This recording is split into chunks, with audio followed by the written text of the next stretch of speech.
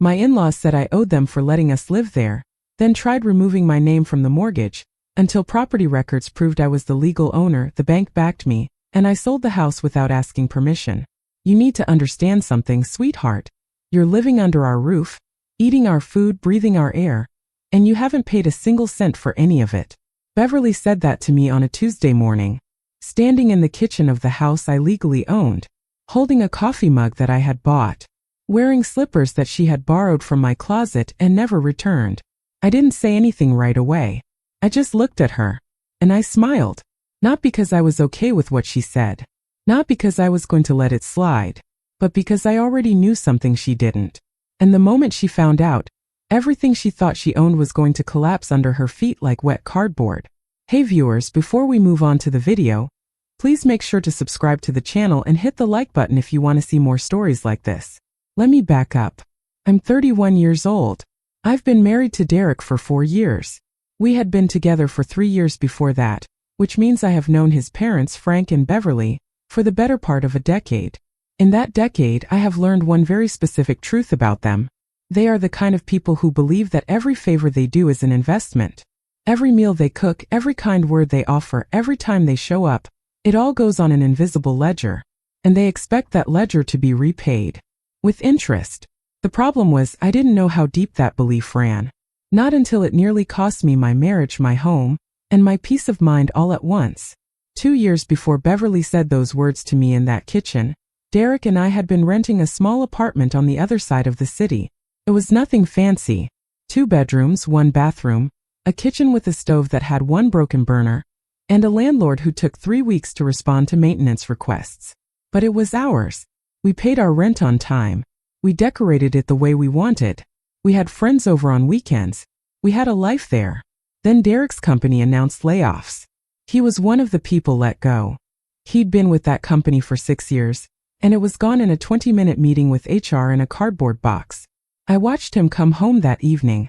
I watched the way he set his box of desk items down on the kitchen table without saying anything. I watched his face, and I knew this wasn't just about a job. This was about his identity, his confidence, his sense of being able to take care of us. I didn't push. I didn't panic out loud. I sat down next to him, held his hand, and told him we'd figure it out. And I meant it. Here's what I didn't tell Derek in that moment. I had savings. Significant savings. Not because I came from money, I absolutely did not. My parents worked hard their whole lives and gave me the greatest gift they could, which was watching them do it without complaint. But I had been putting money away since I was 22 years old. Every job I had, every raise, every bonus, a percentage went into a separate account that I treated like it didn't exist. I had been doing that for 9 years. And when Derek lost his job, I had enough to make a very specific decision. I just hadn't told anyone yet. Frank and Beverly offered to let us stay with them. It was framed generously, the way all their favors were framed at first. Family takes care of family. We have the extra room. It makes no sense for you to waste money on rent. Derek can get back on his feet and you two can save up properly. Derek thought it was a good idea. He was already dealing with the shame of the job loss. His parents offering their home felt like a life raft. I didn't fight it. I told myself it was temporary. I told myself 6 months, maybe 8, and we'd be back on our own. I packed our things. We moved in. The first 2 months were fine. Beverly cooked dinner most nights. Frank watched sports with Derek in the evenings. I found a rhythm with the house, helped with groceries, did laundry on a schedule, stayed out of their way during mornings when Beverly liked the kitchen to herself. It felt manageable. It felt like we were guests who were considerate enough to not overstay our welcome. Then something shifted. I can't point to one single moment. It was more like a slow fog rolling in. First it was Beverly mentioning casually that the water bill had gone up since we moved in. Then it was Frank commenting that the refrigerator was getting emptier faster than usual. Then it was a remark at the dinner table about how much the heating had cost that month. None of it was directed at me directly. It was always just said, floating in the air, waiting for me to catch it. Derek didn't notice. Or if he did, he chose not to. He was job hunting, going on interviews, rebuilding his confidence piece by piece. I didn't want to put more on his plate, so I absorbed it. I started buying my own groceries separately. I started contributing to the utility bills without being asked. I told Beverly when I was going to use the washing machine so she could plan her laundry around it. I thought that would be enough. It wasn't. Because here's the thing about people who keep a ledger. They don't want you to pay the balance. They want you to owe them. An unpaid debt keeps power in their hands. A settled account closes the ledger. And Beverly was not interested in closing the ledger. About 4 months into us living there, I started doing something. While Derek was on interviews, I started visiting open houses. Not because I had made a definitive decision yet, but because I needed to know what was out there. I needed to know what was possible. I walked through 3 or 4 houses every weekend. I took notes. I compared neighborhoods. I ran numbers in my head and against spreadsheets on my laptop in the evenings while Derek thought I was catching up on work emails. By the 5th month, I had found it. A 3-bedroom house in a quiet neighborhood. The kind of house where the trees on the street were old enough to form a canopy over the road in summer. The kind of house with a backyard that got good light in the afternoons. The kind of house that felt immediately, unmistakably like a home. The listing price was within reach. Not comfortable reach, but real reach. I called my bank. I spoke to a mortgage advisor named Ted who had been recommended to me by a coworker 3 years prior, and whose business card I had somehow kept in the back of my wallet. I laid out my financial situation, my savings, my income, my credit history. Ted was quiet for a moment and then said, "You're in a very solid position." I asked about putting the mortgage in one name, my name. He walked me through what that would look like. It was doable. It was absolutely doable. I made an appointment. I want to be clear about something. I did not do this behind Derek's back with the intention of excluding him. I did it because I had done the math and the math said that my credit and my income alone were strong enough to qualify. And I did it because somewhere in the back of my mind, I had already started to understand what Beverly and Frank were doing. I had started to understand that if Derek's name was on a house connected to his parents, that house would never truly belong to just us. It would be a thread they could pull. Point of leverage. A line on their ledger. So I went to the appointment alone. I made an offer alone. And when the offer was accepted and the paperwork was signed, my name, and only my name, was on the mortgage and the deed. I did tell Derek. That same evening. I sat him down, I showed him the paperwork, I explained my reasoning carefully and honestly. He was quiet for a long time. Then he said, "You bought us a house." "Yes," I said. "By yourself?" "Yes." He was quiet again. Then he said, "I don't know whether to feel relieved or embarrassed." "Feel relieved," I told him. "We're not telling your parents yet." He looked at me. "Why not?" "Because I want to get a feel for how this plays out." He didn't fully understand then. He would later. We didn't move out right away. Partly because the house needed some minor work done before we could move in comfortably. Partly because I didn't want to trigger a reaction from Frank and Beverly until I was ready. We stayed another 6 weeks. And in those 6 weeks, the situation with Beverly escalated.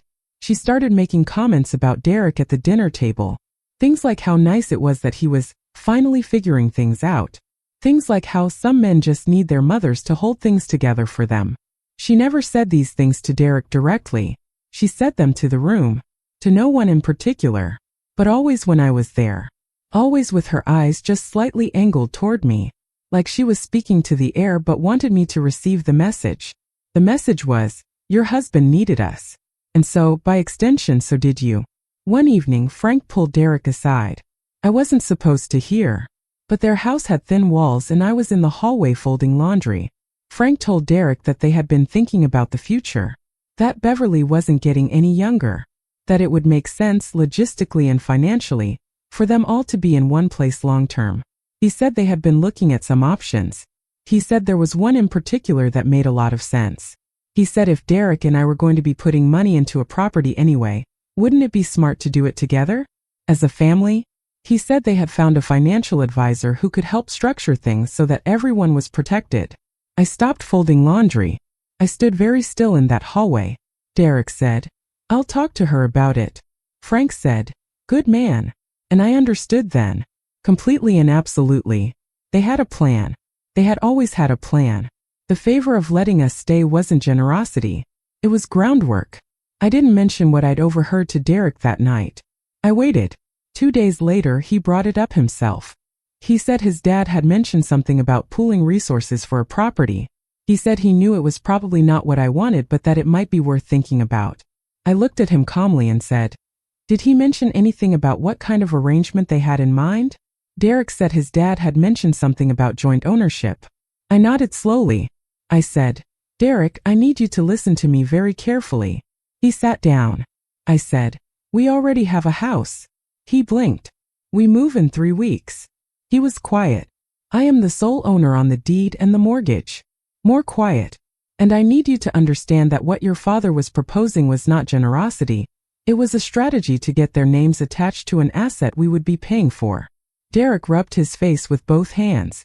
He said, "You don't know that for sure." I said, "I know it the same way I knew we needed to stop renting." He didn't say anything else, but he didn't argue either. We moved out on a Saturday.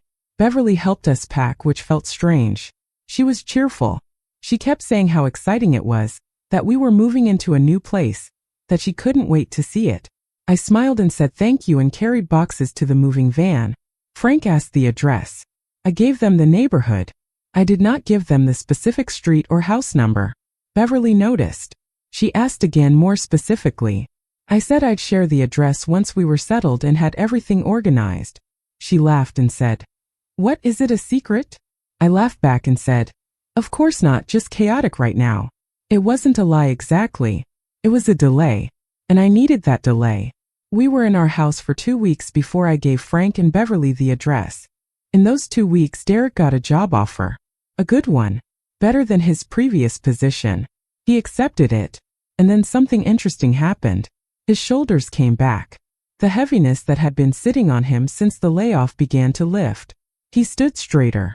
He laughed more easily. He looked around our house, and he said, "I love it here." I said, "Me too." He said, "I'm sorry I didn't see it earlier. What they were doing." I said, "You see it now." He said, "I see it now." And that was enough for me. Frank and Beverly came to visit for the first time on a Sunday. Beverly walked through every room, slowly, with her arms crossed and her eyes taking inventory of everything. She made comments. The kitchen was nice but small. The backyard was lovely, but the fencing would need work eventually. The third bedroom was a good size, good for guests. That last one, she said while looking directly at me. I offered her tea and she accepted without saying thank you. Frank sat down in the living room and asked Derek how much we were paying monthly on the mortgage. Derek glanced at me. I answered. Frank nodded in the way people nod when they're calculating something. Then he said, "Not bad. It's always better to be building equity than just paying rent into someone else's pocket." He said it like it was advice, like we were students who had finally stumbled onto a lesson he'd been teaching all along, like the house was somehow an outcome of his wisdom. I refilled the kettle. The visits became regular. Every 2 weeks, then every week, then sometimes twice a week. Beverly would show up unannounced on Tuesday mornings. She'd let herself in the front. She had asked for a spare key for emergencies, and Derek had given her one before I'd had the chance to say I wasn't comfortable with it. She would rearrange things on my kitchen counter. She would leave dishes in the drying rack that weren't ours, and I would have to figure out how to return them without starting a conversation. She would sit at the kitchen table and drink tea and make observations about the house. How a different paint color might open up the hallway. How the floorboards in the guest room were slightly uneven and someone should look at that. How she'd seen a set of curtains on sale that would look wonderful in the front room. She never asked. She just observed. And she said our home once. Just once. In passing. About the guest room. She said, "We could make our home feel really lovely in here with just a few changes." I froze. She didn't notice. Or she noticed and kept talking. I wasn't sure which was worse.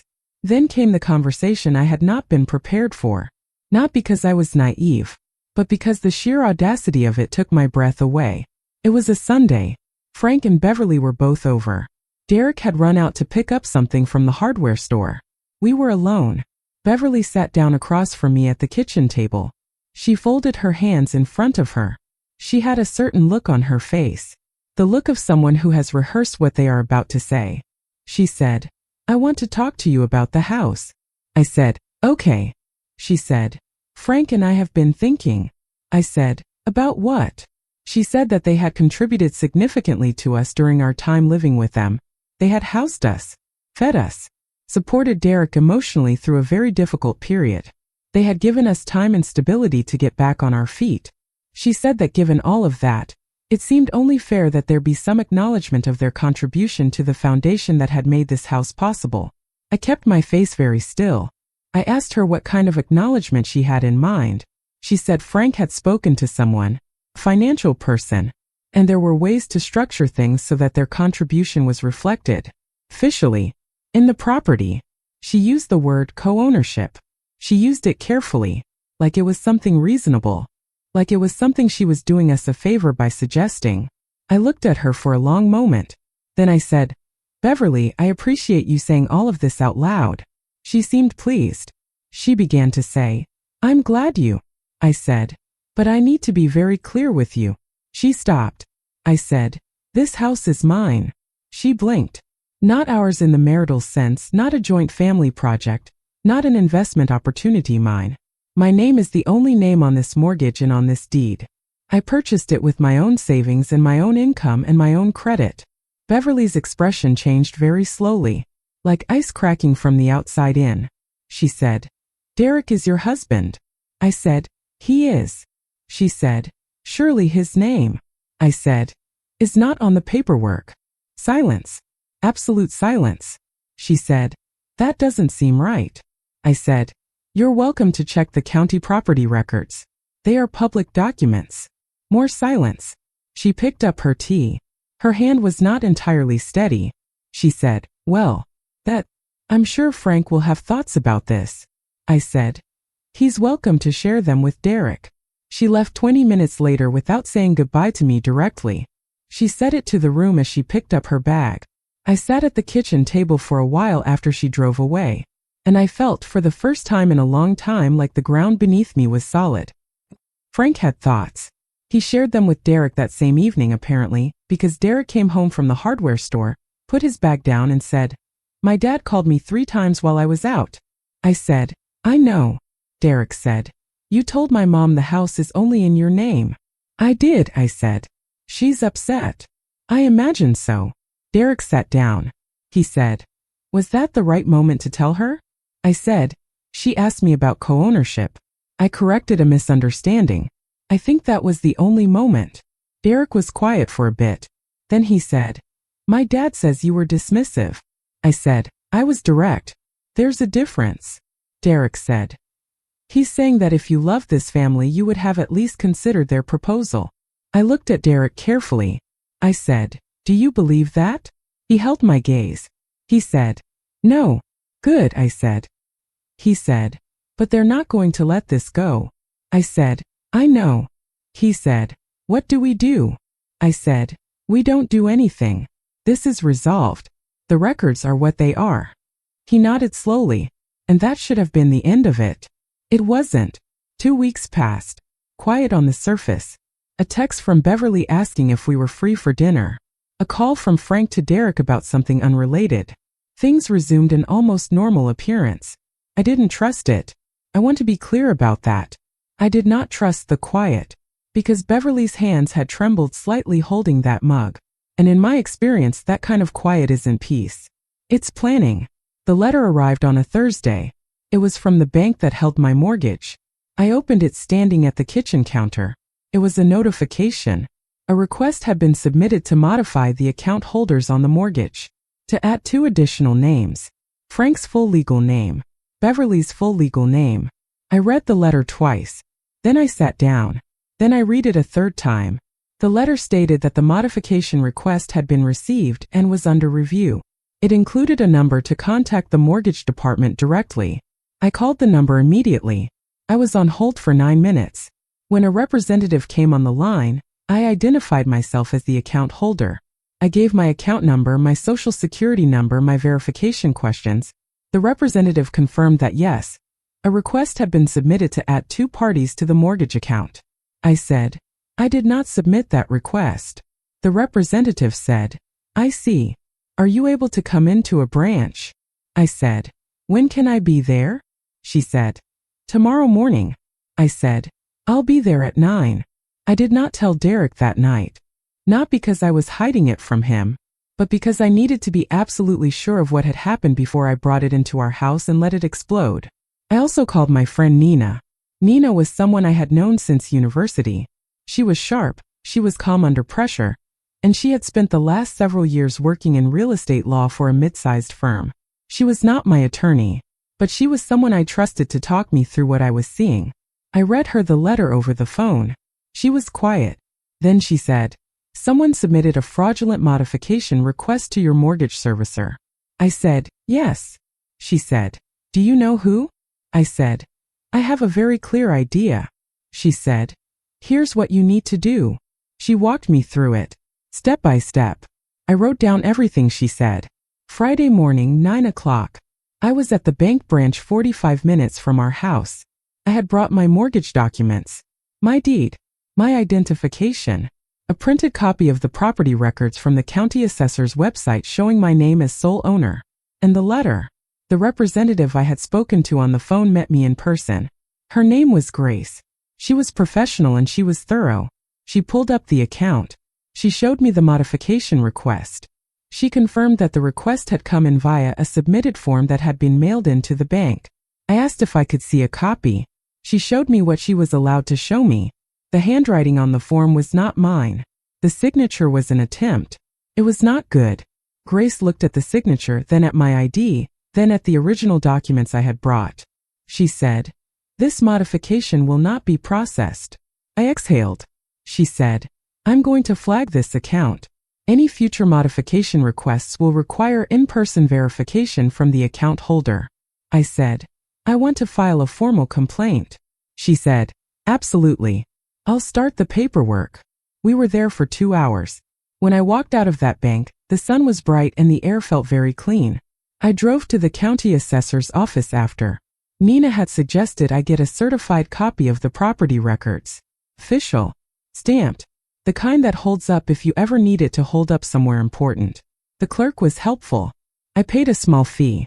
I left with a document that said in clear black official type that I was the sole legal owner of my home. I held it in both hands in the parking lot. I felt something I hadn't felt in months. Something very close to invincible. I told Derek that evening. All of it. The letter. The bank visit. The modification request. The signature. He sat across from me and his face went through several things in quick succession. Confusion. Disbelief. Anger. Something that looked almost like grief. He said, "My parents did that." I didn't answer. He said, "You're telling me my parents tried to forge documents to put their names on our mortgage?" "Yes," I said. He put his hands flat on the table. He said, "I need to call them." I said, "You can. But I want you to know that I've filed a formal complaint with the bank. And the bank has flagged the account and is considering whether to escalate this as fraud." Derek went pale. He said, "Fraud?" I said, "That's what it was." He said, "They could be prosecuted." I said, "That's possible, yes." Long silence. He said, "What do you want to happen?" I said, "I want them to understand, completely and without any ambiguity, that this is my house, that there is no version of events in which their names go on this property, and I want an acknowledgement of what they tried to do." Derek said, "And if they don't give you that?" I said, "Then I think we need to talk about what kind of relationship is actually possible with them." He nodded. It was a slow nod, the kind that means someone is accepting something they didn't want to accept. The conversation with Frank and Beverly happened 2 days later. In our house, at my kitchen table. I insisted on that location. Derek had called them and said we needed to talk about something serious. He did not tell them what. Beverly arrived looking slightly wary but mostly composed. Frank arrived looking defensive before anyone had said a single word, which told me that he at least had some idea of why we'd asked them over. We sat down. Derek started. He was calm. He laid out what had happened. The bank's letter. My visit to the branch. The modification request. The forged signature. Beverly's face shifted immediately to denial. She said she had no idea what he was talking about. Frank said nothing. Derek looked at his father. He said, "Dad." Frank said, "I had someone look into what options were available." Beverly shot him a look. Frank said, "It was just exploratory." Derek said, A modification request was submitted to the bank with a forged signature. Frank said, "I don't know anything about a signature." I said, "The bank does." Frank looked at me. It was the first time he'd looked at me directly since they had sat down. I said, "They have the form. They have the signature. They have compared it to the verified signature on my account documents. The bank has flagged this as a fraudulent modification attempt and has filed a formal report. Whether that goes further is not entirely in my hands anymore." Beverly said, "You're threatening us." I said, "I'm describing a situation that already exists and that you created." Frank said, "We only wanted to protect Derek's interests." I said, "Derek does not need protection from me." Derek said, "Dad, I need you to listen to what you're saying right now." Frank's jaw tightened. Beverly reached for Frank's hand on the table. There was a long silence. Then Beverly said quietly, "We thought we deserved something." It was the most honest thing she had said to me in the entire time I'd known her. I said, "For letting us stay with you." She said, "We gave you everything when you had nothing." I said, "You gave us a place to stay for about 7 months. We were not destitute. Derek had a temporary setback. I was employed and saving throughout. We were not charity cases." Beverly's eyes got bright with something that might have been tears or might have been anger. She said, "We gave Derek his whole life." I said, "Yes, and he's grateful. But that's not a debt that gets paid with my property." Silence again. Frank said, "You could have included us." I said, "You were never going to be on this mortgage, Frank. That was a decision I made before we ever moved in with you, because I could already see what you were building." Frank looked away. Beverly was very still. Derek said, "I think you both need to go home now, and I think we all need some time before we talk again." They left. No scene. No escalation. Just two people who had tried to take something that wasn't theirs walking out a door. The weeks that followed were quiet in a different way than before. This time I believed it. Frank called Derek twice. The calls were short. Derek reported back to me each time. Frank was not apologizing. He was angling, trying to find a way to reframe what had happened into something that could be forgiven easily and moved past without real accountability. Derek told him each time that there needed to be a real acknowledgement. Frank said he was working on it. I was not waiting for it. Nina called me 3 weeks after the bank visit. She said she had been thinking.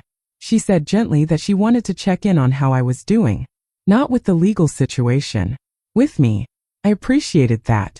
I told her I was tired. Not the bone-deep exhausted kind of tired. The kind that comes from having been right about something you hoped you were wrong about. She said, "What are you going to do with the house?" I said, "What do you mean?" She said, "I mean in the long run. With everything that's happened." I said, "I've been thinking about that." She said, "And?" I said, "The house is worth considerably more than what I paid for it." She said, "Yes." I said, "The neighborhood has appreciated. There's been a lot of development nearby. My mortgage advisor mentioned it at our last check-in." Nina said, "Are you thinking of selling?" I said, "I'm thinking of everything." It took me another month to make the decision. Derek and I talked about it at length. Late-night conversations at the kitchen table. Long drives on weekend afternoons. Walks around the neighborhood where I'd point out houses and Derek would look at them differently than he would have 6 months earlier. The reality was this. The house had become something other than what I'd bought it to be. It had become a battleground. Every room had an echo of Beverly walking through it with her arms crossed. Every corner had the ghost of Frank's calculating nod. I loved the bones of it. I loved the trees on the street. I loved the light in the backyard. But I couldn't love it freely anymore. And I had worked too hard and too long for a home that I couldn't love freely. I called my mortgage advisor. I called a real estate agent who had been recommended by 2 different people I trusted. Her name was Carol. She was thorough and direct, and she didn't oversell me. She walked through the house with me on a Tuesday afternoon, and she told me the number. The current estimated sale value. I did the math. After paying off the mortgage, after fees, after everything, I would walk away with a significant sum. Enough to buy something else. Something entirely new. Something with no history attached to it. Something that had never been assessed with crossed arms and calculating eyes. I told Carol I wanted to list. She asked when. I said, "As soon as you're ready." I did not tell Frank and Beverly. I want to be transparent about this. It was a deliberate choice. There was no legal obligation. The house was mine. The decision was mine. The timeline was mine. I had no debt of disclosure to people who had attempted to commit fraud against me. The listing went up on a Thursday. There were 3 showings that weekend. By Monday, there were 2 offers. By Wednesday, we had accepted one. Derek found out through me, not through them. He was fully part of the decision. He had been from the beginning of that late-night conversation phase. He was nervous in the way that people are nervous about things they know are right but that still feel large. He said, "They're going to find out." I said, "Yes." He said, "When?" I said, "When it closes, it becomes a public record." He said, "They'll see it." I said, "Probably." He said, "And then what?" I said, "Then we'll be somewhere else." He thought about that for a moment. Then he said, "Where are we going?" I said, "I found a place." He looked at me. "Already? Preliminary," I said. I wanted to be sure before I mentioned it. He almost smiled. He said, "You're always 3 steps ahead." I said, "I've had to be." He reached across the kitchen table and took my hand. He said, "Thank you." I said, "For what?" He said, "For protecting us even when I wasn't paying enough attention to know we needed it." I held his hand for a long time. The sale closed on a day in early spring when everything was just beginning to come back to life. The trees on the street had the very first suggestion of green at the tips of their branches. The backyard was catching the afternoon light beautifully. Carol handed me the final paperwork. I signed my name, the only one that had ever been on that deed. Beverly found out about the sale 7 days after closing. I don't know exactly how. Derek suspects Frank checks the property records occasionally, which, given everything, did not surprise either of us. She called Derek. He told me afterward that the conversation lasted less than 4 minutes. She said she couldn't believe we would sell the house without talking to them first. Derek said there was nothing to talk to them about. She said they had put so much into that house, into all of it, into us. Derek said he knew they felt that way. She said it was a betrayal. Derek said he was sorry she felt that way. She said sorry wasn't good enough. Derek said he knew. And then he said something that I had not coached him on. Something that came entirely from him. He said, "Mom, I need you to understand something. My wife bought that house. She bought it with her own money, her own credit, her own planning. She protected our future when I wasn't in a position to. And everything that happened after, everything you and Dad tried to do, she handled with more restraint than most people would have. The sale isn't a betrayal. The betrayal was the modification request. We've given you a lot of time to acknowledge that. We're not waiting anymore." Beverly was quiet. Then she said something about needing time to process. Derek said, "Take the time you need." And he ended the call. We moved into the new place 2 weeks later. Different city, different neighborhood. Not far enough to be dramatic about it. Far enough that Beverly couldn't show up unannounced on a Tuesday morning. The house is smaller than the other one. The yard is bigger. There are no associations attached to any of the rooms. No memory of calculated silences. No ghost of an almost theft. The first morning I woke up there, I went downstairs before Derek was awake. I made coffee. I stood in the kitchen, my kitchen, and looked out the window at the backyard. Just trees. Just light. Just ours. Frank eventually sent a text to Derek. 3 weeks after the move. It was brief. It acknowledged that things had gone too far. It did not use the word sorry. It did not use the word fraud. It did not name what they had done. But it was something. Derek showed it to me. I read it once. I handed the phone back. I said, "It's a start." Derek said, "Just a start."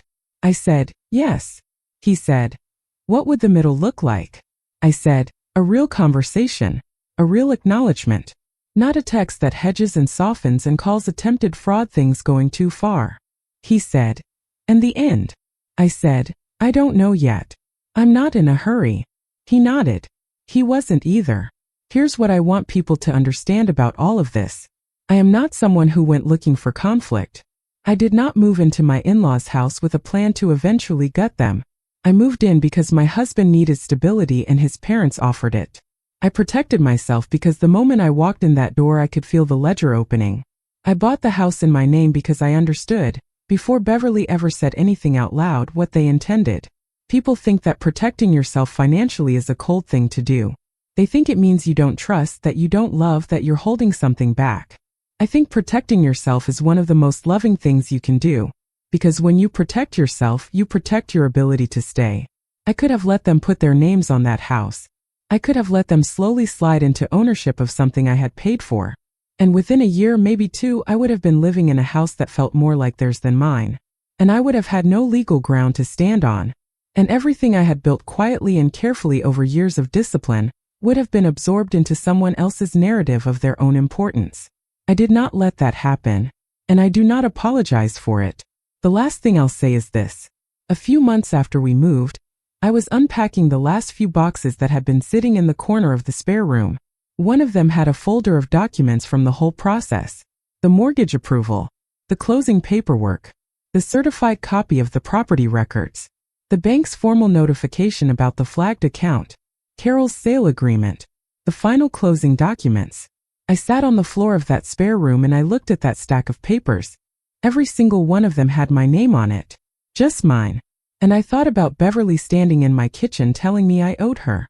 I thought about Frank submitting a modification request in an attempt to slide himself into something I had built. I thought about the look on both their faces when they realized the ground wasn't beneath them the way they thought it was. And then I put the folder in a drawer. I went back downstairs, I made dinner, and I listened to Derek tell me about his day. Because that's the thing about having solid ground under you. You don't have to think about it all the time. You just stand on it, and you live.